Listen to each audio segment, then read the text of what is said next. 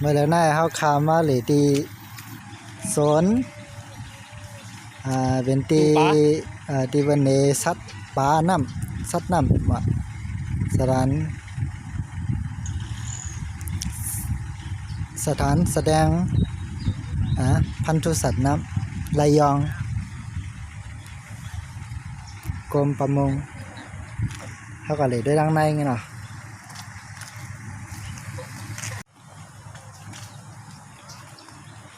เกมในก็จำพังปังหลายครับทั้งหมดเป็นปังหลายก็เร็วนะนี่เป็นว่าหลุดถ้าขาดได้ดังในครับเนาะในตังเขาในกินตังเขาในก็เดี๋ยวนี้เต่าตัวใหญ่ก็เนาะเต่าปังหลายเนี่ยมันเป็นกันนี้ปลาวันนี้ตัวใหญ่นะเข้ามาตัวดังในเราไม่ปิงนะปิงตัวดำๆตัวใหญ่อะปลาหินปลาเหลาอันนี้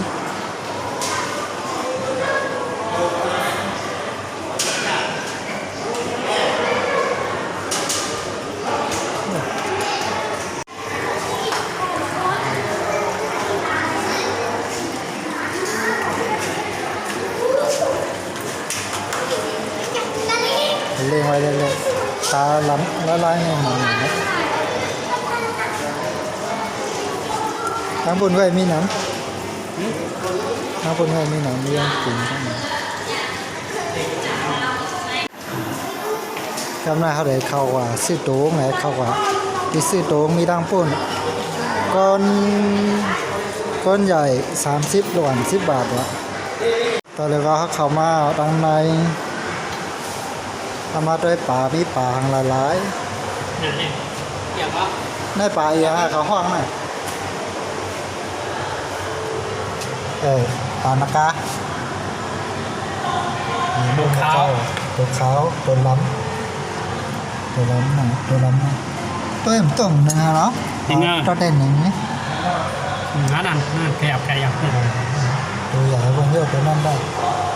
แม่กุ้งบางละ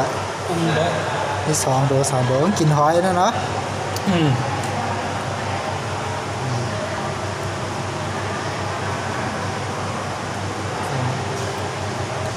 หนวดยาวกับมีกายาวได้ด้วยหนวดว่าใครเตรียมกระจกก็มันน่าเป็นตายอย่างนั้นเป็นว่าตายอย่างน่ะผมพูดรู้สึกครับเตรียมไว้แล้วน่ะเตรียมไม่ได้หนา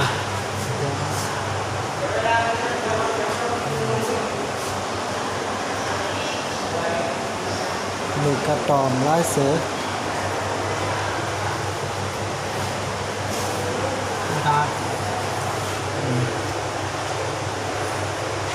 น้ำปลา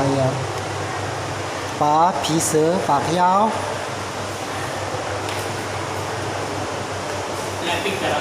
น้ำมิดน้ำปลาอย่างปลาโวล้ำ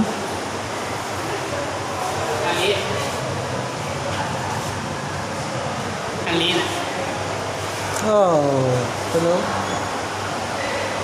ปลาอย่างวะนี่นะปลาอมไข่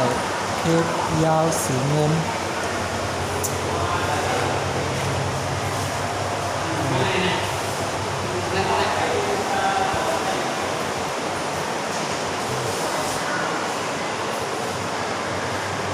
ปลาเนี่ยปลาถึงเมื่อไกลเงี้ยเหรอตัวใหญ่นะตัวใหญ่ปลากัดตุนมันมาก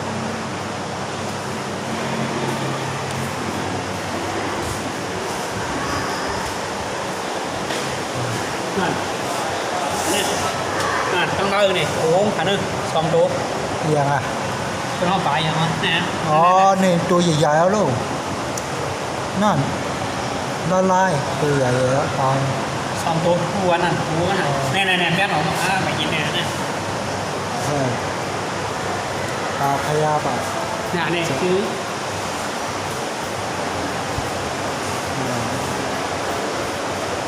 ปลาไหล ปลาเย็นเนี่ย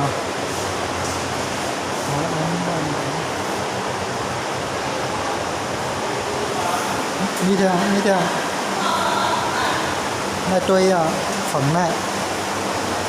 ปลากระตุ้นเพชรตีน้ำปลากระตุ้นเพชรตีน้ำใสๆไหนโอ้โหน่าฮักเตี้ย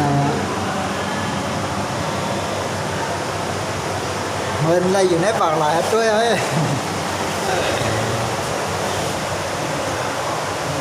แม่ปลาพอกแผ่นน้ำแรงก็ใน เนี่ยเป็นตัวรถนู่นน่ะ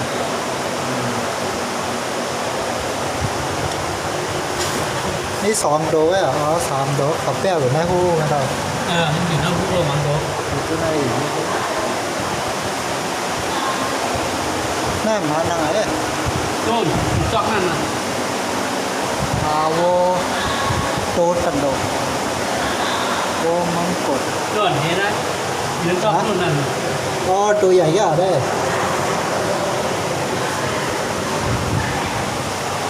ขนาดเขาถูกจอกเลยนะนั่นออกมา ที่2เป็นอะไรตัวเว้ยมาจากนั้นถามแป๊บเนาะมาสลับหินมะนาว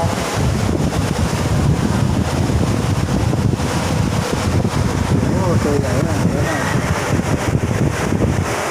เสียงพัดลมในแห้งหนาว ปลาล้ม ถ้าขึ้นตัวตาหนามาโอ้ปลาลงตัวใหญ่เต้นะแหละ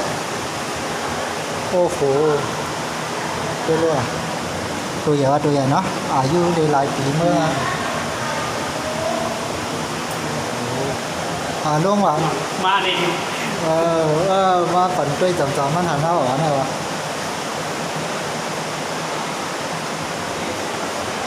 ลงกับไตบังหลายแล้วนะ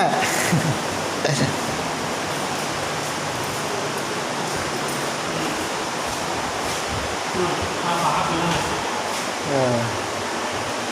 ตัวใหญ่เตะว่าลงở đây này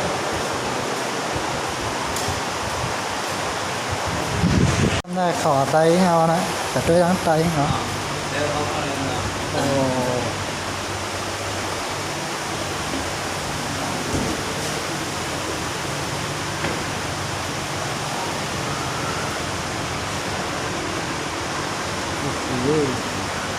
như giặc chín โอ้แค่ก็แค่นั้นไข่ชื้นอะฮะเนี่ยไป ใครก็ได้ครับเหมือนปลาลำดีเดียวโหงได้แล้ว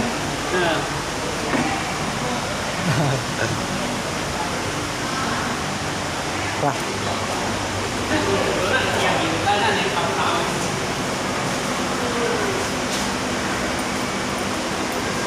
ครอบจุดทอง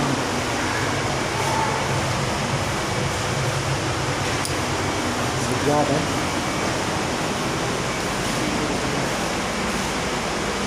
อะไรวะราคากระเป๋าเดินแล้วใส่เชี่ยเราเริ่มซึ่งไง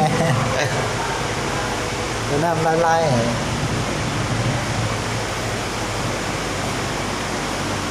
น้ำปลาอย่าง แกะ วะ กระจกเนี่ย tăng đúc xúc hả นั่นน่ะนอนกับเธอเนี่ย rồi ngon rồi có bẹp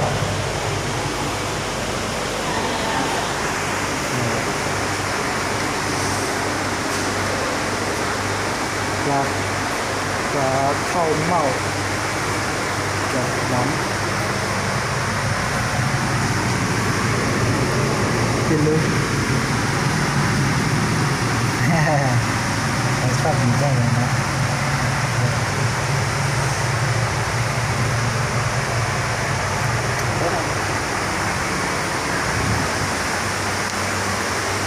เมื่อไปยังจีน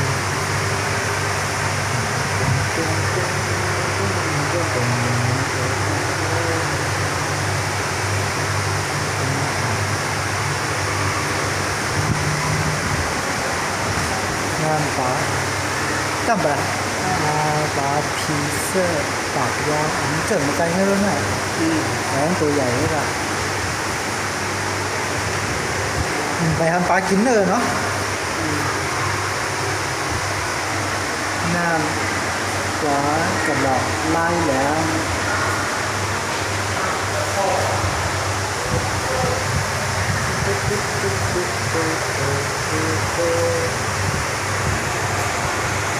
โอ้ปลายังวะ นั่นซื้อ เดี๋ยวยังวะปลากระพงเขา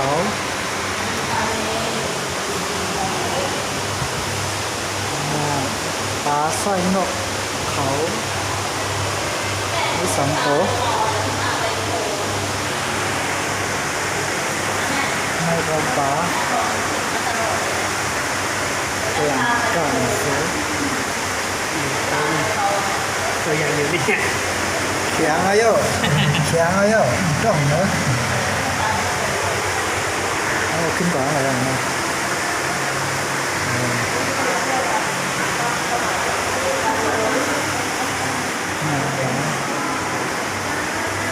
ปลากระดาน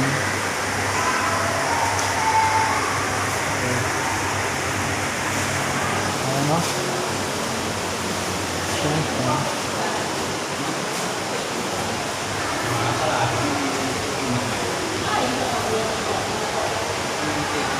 ปลาโวหางไข่เดียว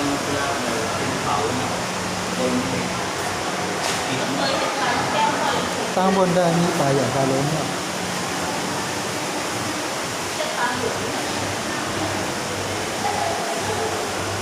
ยำนะบอกนะปลาด้วยของ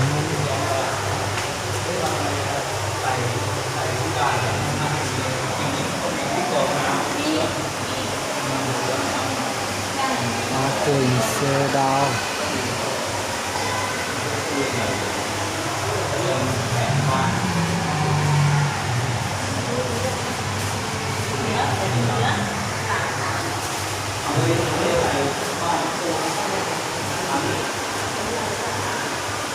ปลากล้วยหางเหลืองกล้วยหางเหลืองโอ้โหหางเหลืองเต้แล้วมั้ง ยิงไปนะ ตัวใหญ่ก็นั่นแหละปลาฉลามกลมหรือฉลามหินปลาฉลาม อยู่นะนี่ตัวสองตัวเนี่ย นี่ก็มางามันไหนเงี้ยนะ เออ ตัวเล็กๆเลยนะ เออง ามันฉลามปลาเจ้าหน้าที่อยู่นิ่งเนาะมาเดินนะเจ้าหน้าที่ อันอยู่เอาอยู่ อ๋อ สองตัวเนี่ย อันนอนหนังเขาเนี่ยสองตัวเนี่ยแต่ผ่านไปอีกมันกินหนังเขาว่ะก็หัน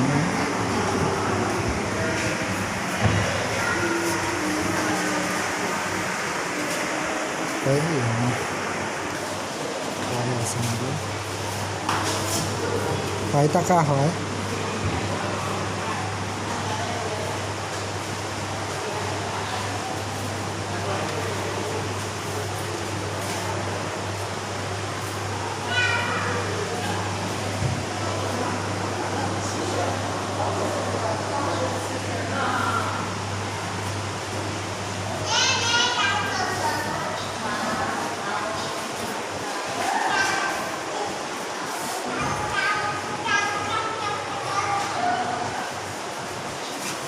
หน้าไว้เขาเนี่ยล่องเนี่ยไว้เขาเนี่ยล่องเนี่ย ไม่อะไรเขาหน้าร่อง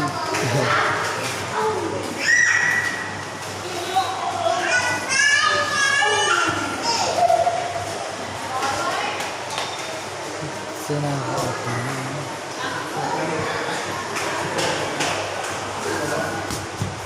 นั่นก็น่าเหยียบลุกลงไปแล้วนะ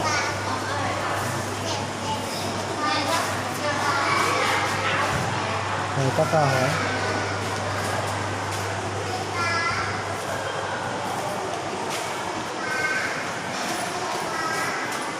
มีขนาดยาวอ่ะ ติสุดตั้งอ่ะน่ะ เชือกเต่ารุ่นเต่าเมื่อกี้เต่า ต่อล้ม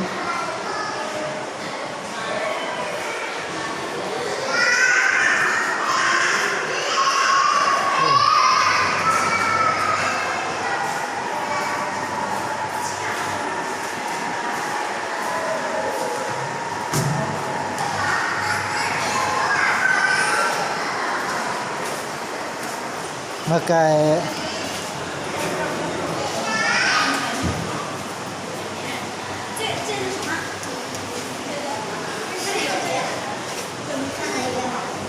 อย่างนะท่านปลามังกรนะเรา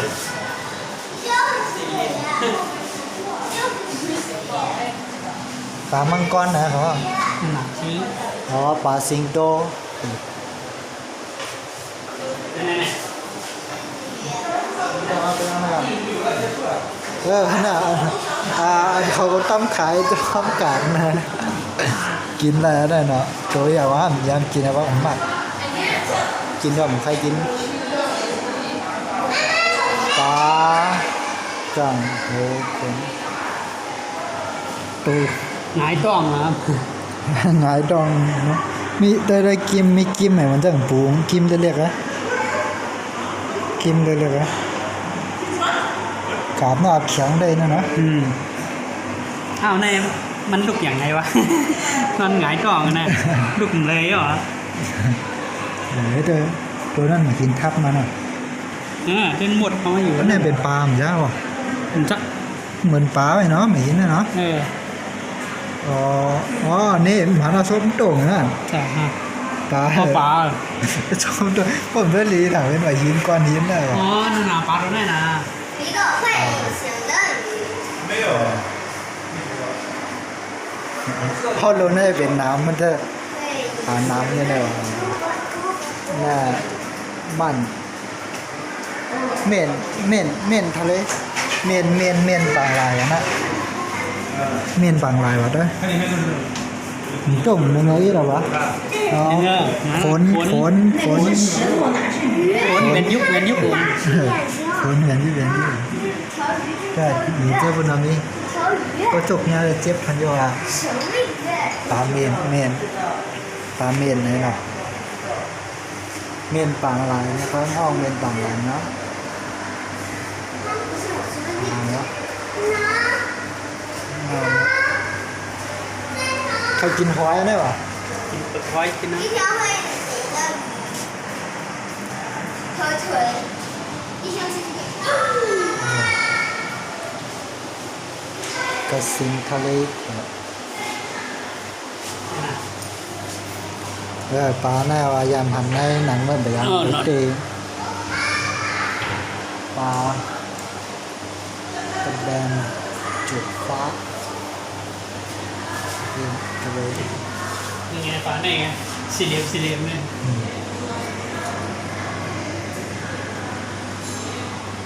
มีหูไว้ต้องยึดป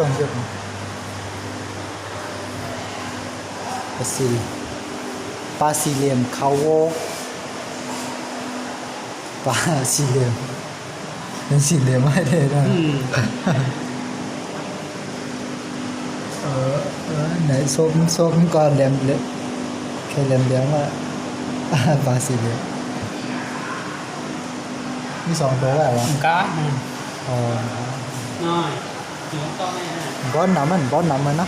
dưỡng to thế này nè อ๋อ dưỡng to năm đô đi trên bạch đồ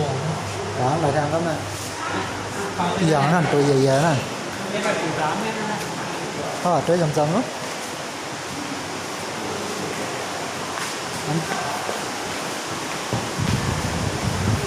ปลาเอียงมาน่ะmình chạy em tiền hả bà? Mình chạy thứ họ cõi ở đây nữa nè bỏ cái Tạm như là khương hay qua vậy rồi cái đồ đó cái đồ này Nè, tụi này Rồi, tụi mới loại nhiêu nữa Tụi này là bên nó khám phá lại này nè chạy à ตัวใหญ่ปานตัวใหญ่เพิ่นเนาะนั่นเลย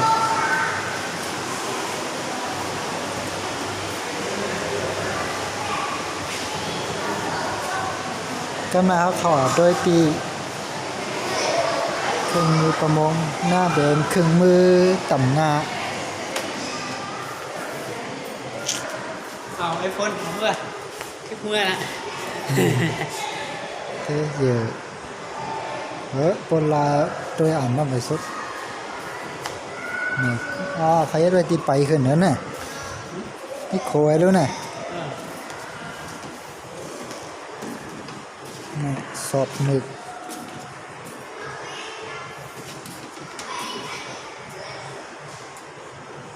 nhấp bà hả nè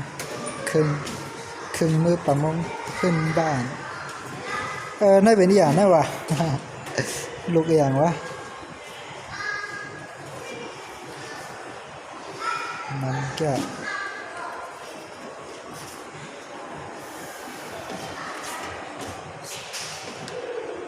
รอบกุ้งดูยับกุ้งอ่ะนะยับกุ้งแล้วในนี่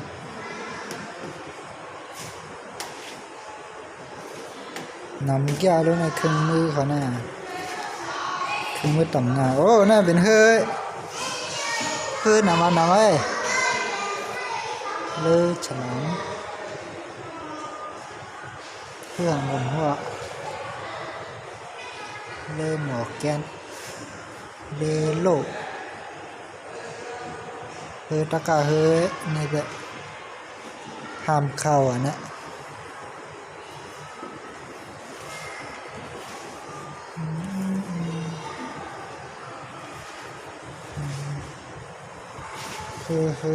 ตะกาซื้อเขาเขียนไว้นะผมอ่านนะย่อขั้นอ่านเอาวะ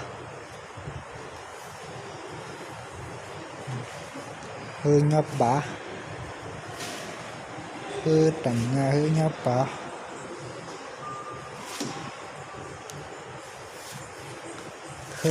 อุ่นรุ่น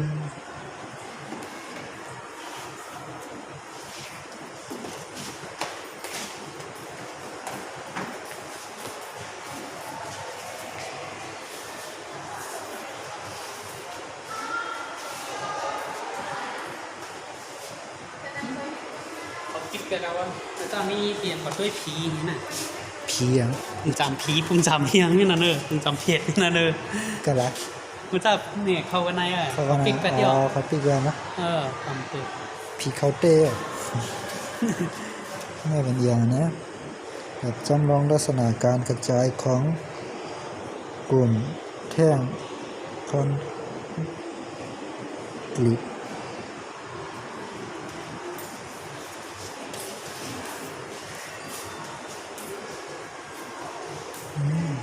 ในสับปังหลายแผ่นตีกันนะแผ่นตีการจะสร้างแหล่งอาศัยสัตว์ทะเลเขาเรียกว่าอะไรเนาะที่ตีปลาอยู่อะเตียนวางก็ยอบนั่นนะนั่นออกแบบไม่เตอร์ไว้นั่นเป็นอย่างวะอย่างอาศัยสัตว์ตู้รถไฟที่ซัดน้ำอยู่อ่ะเขารถไฟอันเก่าย่านทึมดอกบางหลายวะมาไว้ในบางหลายให้ปลาอยู่อย่างนั้นจะนั่นนะมีไฟเริ่มละเฮ้ยปลาไปขี่เข้าไปนำบันเข่านี้โดยยังจับอ่ะนั่นด้วยโดยยังจับอ่ะนั่นแบบน่ายิ้มไงกรอบแต่โดยพิเศษอันแค่ไม่เบิ้ลมาไกลคำป่นอ่ะนั่นเลยตัวน่ะอย่างวะให้รอยรถลายห่างหรือห่างนั้นเลือกก่อแหละ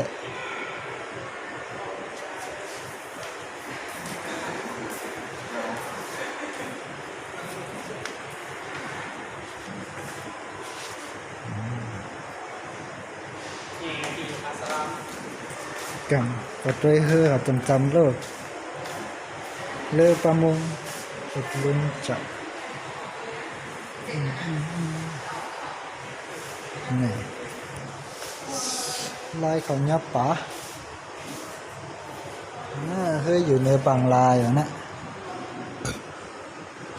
ปลายากอบปล่อยเม็ดลงกว่า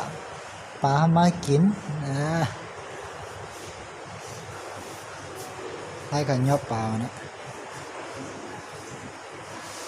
เวทลาวปลาทุนนะ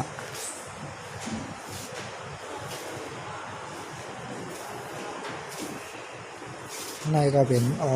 ลายยอบอุดล้อมปลาทุนนะลายกันยอบปลา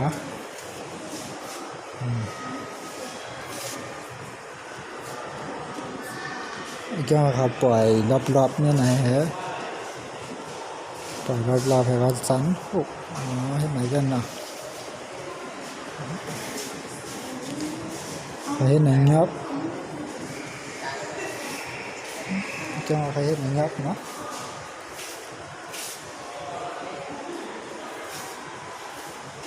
โอเคก็มาเขาก่อนด้วยทางต่างติหนังหอยใหญ่วะนี่อันสองอันน้ำเหรอ อันเต็งอ่ะวะน้ำดำ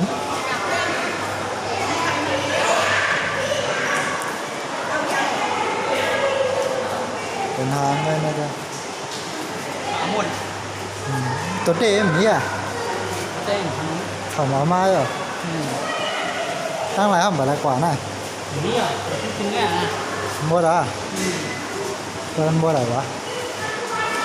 การหรือได้ดังนอกสน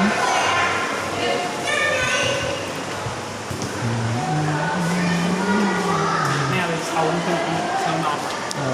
เศร้ามัน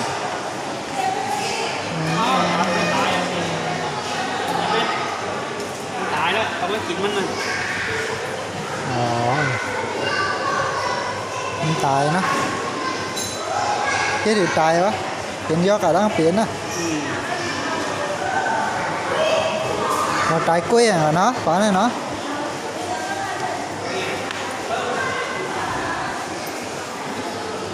cònขึ้นเรื่อยๆครับด้วย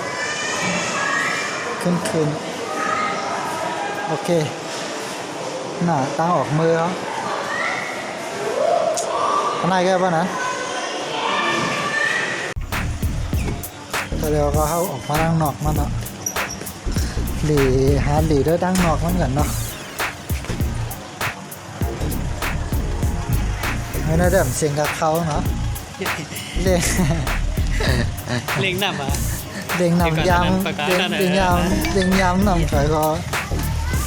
ยำเขาปันเข่าให้เราเขาหลีด้วยทั้งหมด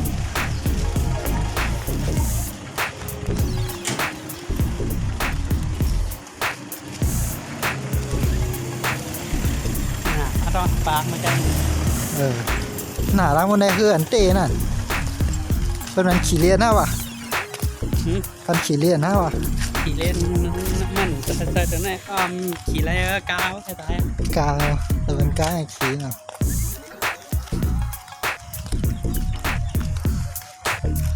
วางเอา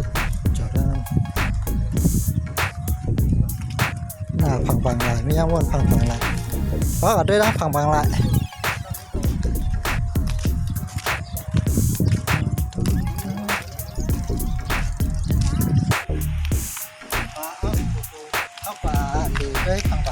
โอเค ในแดเขาตัวมาเนาะ นั่นนะ ก็นะเขาผัดด้วยน้อง ไปทางนอกด้วยฝั่งลายแล้วนะ ลบก็เริ่มเย็นอินก็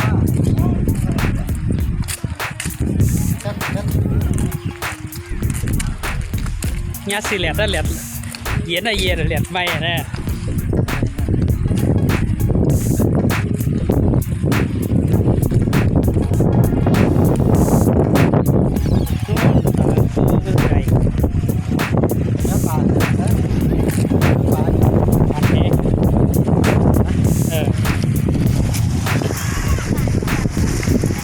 ครับป๋าหอยอ่ะ ปลา มีปลา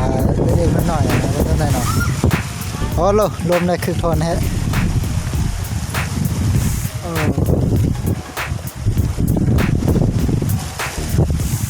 ปังลายเมืองระยอง เกาะเสม็ด ก็เสร็จย่ออยู่ในเป็นโซนนั่นนะโซนที่นี้เจอพันปลาไปเจอโอเคกำงอขึ้นมือขึ้นมา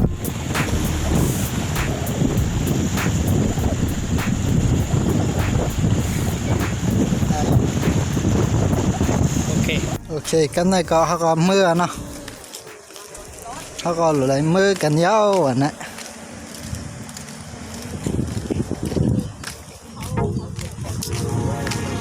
tăng buồn mi thì tôi rằng ở luôn à tăng buồn mi cho lọp ra là nói gì đâu สาระ cho lọp xả la quá nó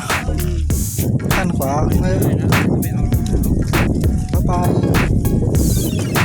ก็เขาหลีจ้อมผังบางไรกันได้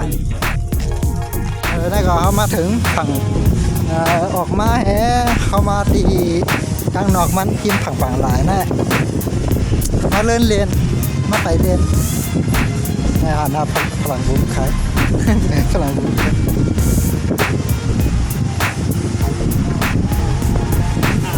นี่เขาพังวะเนี่ยก็มาบางหลายนะก็เรียนนำหมื่นก้นนะน้ำหลุดนะน้ำหลุดก้นโอ้ยยาหลองน้ำเนี่ยไหนวะให้ลุยออกโหมันกินก้นหน่อยนะ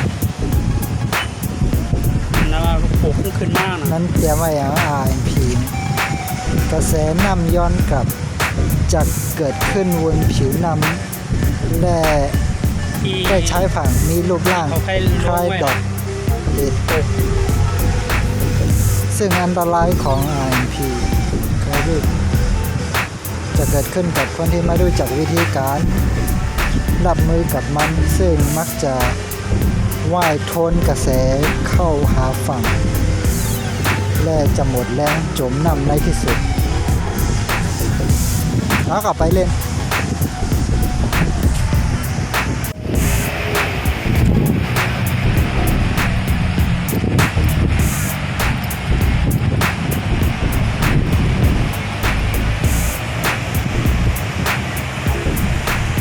มังสาไทยมังสาไทย มาเหยียบ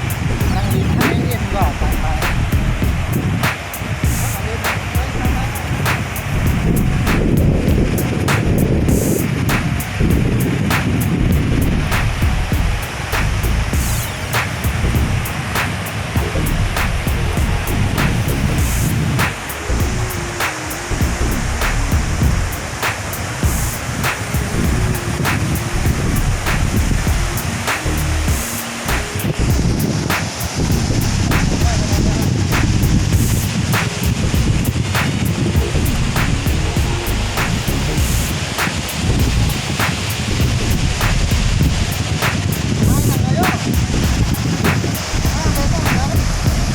เนี่ยนะ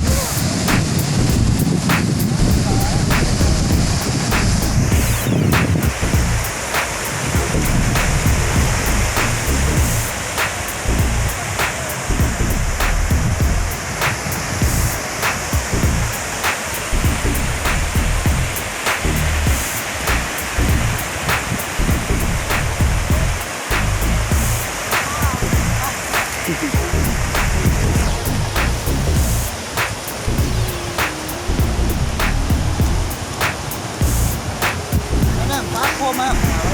หมาปะประมาณนั้นนะ ยืนนั่นจะไหนจ้ะเรียนไหนอะไรใส่วัด ฮะ เรียนนะ เรียนนะ อ๋อนั่นเป็นท่านใจผังใจเนาะ จะ ถ้าทางได้เป็นคุณนะเราถ่ายวิดีโอถ่ายรูปตัวไงทุกครั้งบนมุมหันข้างๆนะ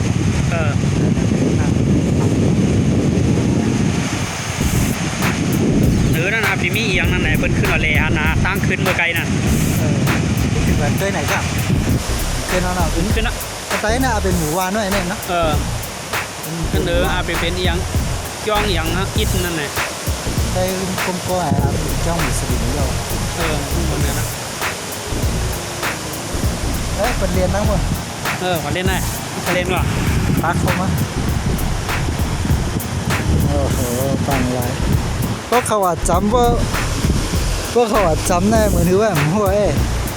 โกนน้ำอ่ะ โอ้ฮาลุยอ่ะนะฮะ มอได้บอกลุยก็แต่ว่าฝั่งหลังน้ำมันรู้จักได้ใครโกโก้ไอ้แต่น้ำนั่นก็รักแซ่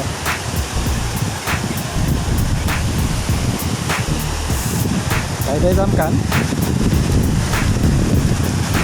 คนเห็นน้ำบ้างไหมเห็นน้ำมันยับปลาด้วย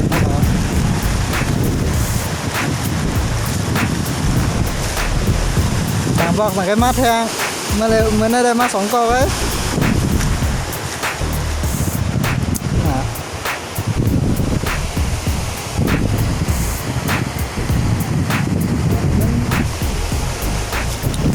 ทางลายปากลายแน่นอน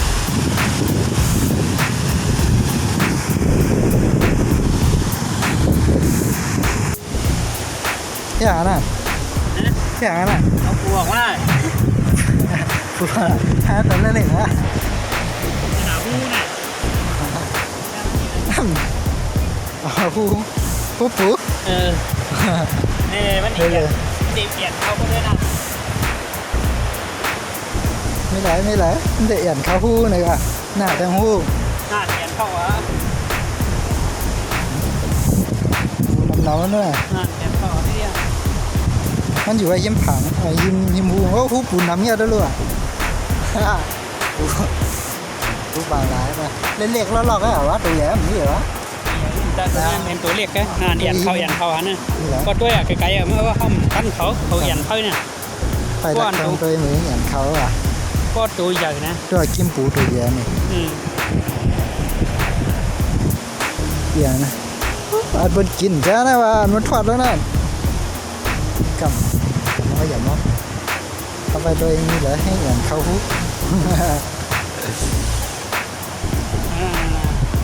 ผ่าน มันอยู่ยิ้มปากคู่เว้ยนะโหได้แม่นออกมาไว้ลูก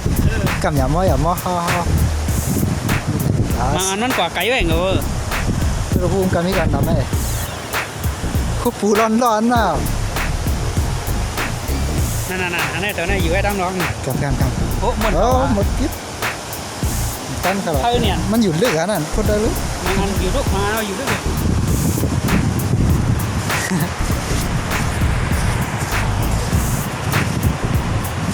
โอ้ขวางเหรอ นั่นยับปูเลย นี่นะมันเนื้อ อยู่ไรย่าเนาะ กะถ้ากัดเลนน่ะกะล่างตัวกันเอ็นด้วย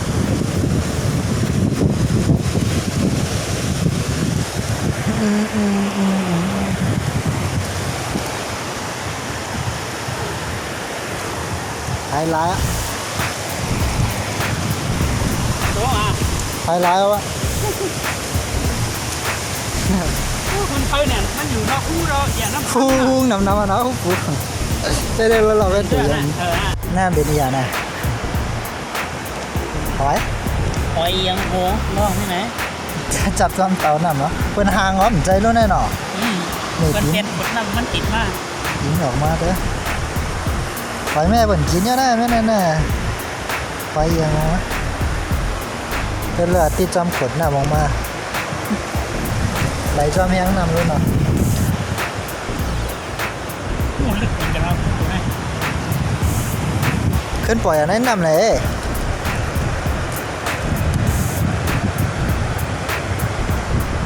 พวกปล่อยก็แนะนำว่ามันขึ้นมากขึ้นนิดหน่อยไหวจำน้ำดีกว่า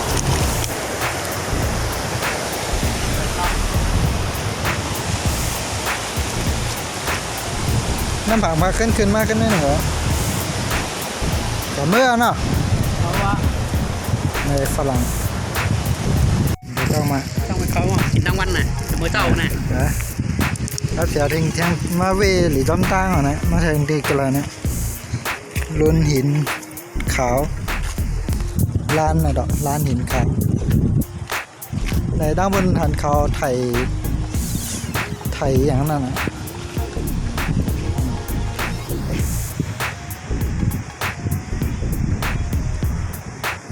คนแต่งงานเขามาไถแค่พัง